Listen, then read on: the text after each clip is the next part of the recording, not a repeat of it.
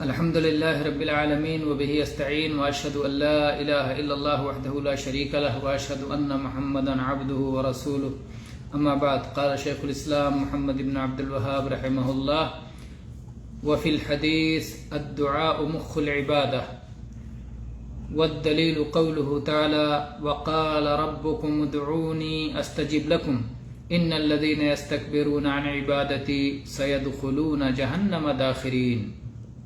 گرامی قدر مشاہدین، اللہ کے فضل و کرم سے شیخ الاسلام محمد بن عبد الوہاب رحمہ اللہ کی کتاب الاصول الثلاثہ کو ہم دھیرے دھیرے پڑھ رہے ہیں، سمجھ رہے ہیں. اس میں ہم یہاں تک پہنچ چکے ہیں کہ عبادات یہ اللہ کا حق ہیں. کوئی بھی عبادت اللہ کے سوا کسی اور کے لیے نہیں کی جا سکتی ہے. اس میں سے ایک اہم عبادت دعا ہے، جس کی ایک دلیل ابھی آپ کے سامنے حدیث سے اور ایک دلیل قرآن پاک سے ذکر کی گئی، اور اس پر کچھ باتیں گزشتہ درس میں بھی ہو چکی ہیں. حدیث جو سنن ترمذی کی حدیث ہے: الدعاء مخ العبادہ، دعا عبادت کا مغز ہے. اسی طرح سے ایک روایت میں الفاظ آئے ہیں: الدعاء هو العبادہ، کہ دعا ہی عبادت ہے. اور یہ الفاظ زیادہ ثابت ہیں کہ دعا ہی عبادت ہے. اس کو اہل علم نے اس طرح سمجھایا ہے جیسے اللہ کے نبی صلی اللہ علیہ وسلم نے فرمایا: الحج عرفہ، کہ حج تو عرفہ ہی ہے. تو یہاں کہا گیا الدعاء هو العبادہ، کہ دعا ہی عبادت ہے، جیسے عرفہ ہی حج ہے. یعنی عبادت کا رکن اعظم دعا ہے. عبادت کا رکن اعظم دعا ہے، کیونکہ حقیقت یہ ہے کہ بندہ جب بھی دعا کرتا ہے تو اللہ تعالیٰ سے مانگتا ہے، سوال کرتا ہے. اور کوئی بھی عبادت جو بندہ کرتا ہے اس میں اصل سوال ہی ہوتا ہے. ہم صلاح کیوں پڑھتے ہیں؟ اللہ سے جنت مانگتے ہیں، اور اللہ تعالیٰ سے جہنم سے پناہ طلب کرتے ہیں. تو یا تو کوئی خوفناک چیز ہے جس سے ہم بھاگتے ہیں اور اللہ تعالیٰ سے تحفظ کا اور بچانے کا سوال کرتے ہیں، یا کوئی پسندیدہ چیز ہے جس کو ہم اللہ تعالیٰ سے مانگتے ہیں. تو بہرحال سوال ہے ہر جگہ، مانگنا ہے، ہم مانگنے والے ہیں، اللہ دینے والا ہے. یہ توحید کی حقیقت ہے کہ ہم ایک اللہ سے کے در کے فقیر ہیں. ہم سب اللہ کے محتاج ہیں، اللہ سے مانگنے والے ہیں، اور اللہ تعالیٰ عطا کرنے والا ہے. تو ساری عبادتوں کا ماحصل یہی ہے، دعا ہی عبادت ہے.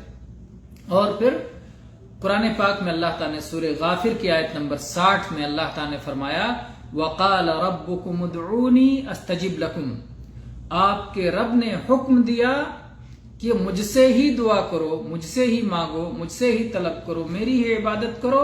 استجب لکم، میں تمہاری دعاؤں کو قبول کروں گا. اللہ اکبر! اللہ نے ہمیں دعا کرنے کا حکم دیا اور قبول کرنے کا وعدہ فرمایا، جبکہ ہمارے دعا کرنے سے اللہ تعالیٰ کا کوئی فائدہ نہیں ہے. ہماری اپنی مصلحت ہے، ہمارے اپنے مفادات ہیں، ہمارا اپنا فائدہ ہے. ہم دعا کے ضرورت مند ہیں، اللہ کو ہماری دعاؤں کی کوئی حاجت نہیں ہے. لیکن اللہ تعالیٰ نے ہماری بھلائی کے لیے، ہمارے خیر کے لیے ہمیں یہ حکم دیا. ہماری اپنی ضرورت کا ہمیں ضرورت ہے اس چیز کی، اور اللہ تعالیٰ ہمیں حکم دے رہا ہے، جبکہ اللہ غنی ہے. تو اللہ نے کہا مجھ سے مانگو، مجھ سے سوال کرو، میں تمہاری دعاؤں کو قبول کروں گا. اور پھر اللہ تعالیٰ نے فرمایا: ان الذین یستکبرون عن عبادتی سیدخلون جہنم داخرین، جو لوگ میری عبادت سے تکبر کرتے ہیں، جو لوگ میری عبادت کرنے سے اکڑتے ہیں، وہ ذلیل ہو کر کے جہنم میں داخل ہوں گے. تو دعا کے معاملے میں لوگوں کی 3 قسمیں ہیں. ایک وہ شخص ہے جو اللہ سے دعا نہیں مانگتا، جو اللہ تعالیٰ سے دعا نہیں کرتا، اکڑتا ہے، یہ متکبر ہے. اور اس کی سزا، جیسا کہ اللہ تعالیٰ نے عبادت اعلان کیا کہ جو مجھ سے مانگنے سے اکڑتے ہیں میں ان کو جہنم میں داخل کروں گا. آدم کے بیٹوں میں، انسان میں اور اس مالک ذوالجلال میں ایک بہت بڑا فرق یہ ہے کہ بندوں سے مانگا جائے تو یہ ناراض ہوتے ہیں، اور اللہ تعالیٰ سے نہ مانگا جائے تو اللہ ناراض ہوتا ہے. جیسا کہ نبی کریم صلی اللہ علیہ وسلم نے فرمایا ہے: من لم يسأل اللہ یغضب علیہ، جو اللہ تعالیٰ سے مانگتا نہیں اللہ تعالیٰ اس سے ناراض ہوتا ہے۔ کسی عربی شاعر نے اسی بات کو اپنے لفظوں میں اس انداز میں کہا ہے، اللہ یغضب ان ترکت سؤالہ وبنی آدم حین یسأل یغضب، کہ اللہ وہ ہستی ہے، اللہ وہ ذات ہے کہ اگر اس سے مانگنا چھوڑ دو تو وہ ناراض ہو جاتا ہے، اور آدم کے بیٹے ایسے ہیں، انسان ایسے ہیں کہ ان سے جب مانگا جائے تو وہ ناراض ہوتے ہیں۔ تو اللہ کریم ہے، اللہ تعالیٰ کو دینے پہ خوشی ہوتی ہے، اور اللہ بن مانگے بھی عطا کرتا ہے، اور مانگنے پر خوش ہوتا ہے، اور بندے کو خوب نوازتا ہے۔ تو بہرحال مانگنے کے معاملے میں ایک لوگ تو وہ ہوئے جو اللہ سے مانگتے نہیں، تکبر کرتے ہیں، اکڑتے ہیں۔ دوسرے وہ لوگ ہوئے جو اللہ سے مانگتے ہیں لیکن غیر اللہ سے بھی مانگتے ہیں، یہ مشرکین ہیں۔ اللہ سے بھی مانگتے ہیں، غیر سے بھی مانگتے ہیں، بھی والے ہیں، یہ مشرکین ہیں۔ تیسرے وہ لوگ ہیں جو اللہ سے مانگتے ہیں اخلاص کے ساتھ، یعنی اللہ ہی سے مانگتے ہیں، اللہ ہی سے مانگتے ہیں، یہ موحدین ہیں، اور انہیں اللہ کی رحمت حاصل ہوگی۔ تو ایک وہ ہیں جو اللہ سے دعا نہیں کرتے، اور ایک وہ ہیں جو اللہ ہی سے دعا کرتے ہیں، اور ایک وہ ہیں جو اللہ سے بھی دعا کرتے ہیں اور غیروں سے بھی دعا کرتے ہیں۔ یہ بھی والے مشرکین ہیں، اور ہی والے موحدین ہیں، اور نا والے یہ ملحدین ہیں، متکبرین ہیں۔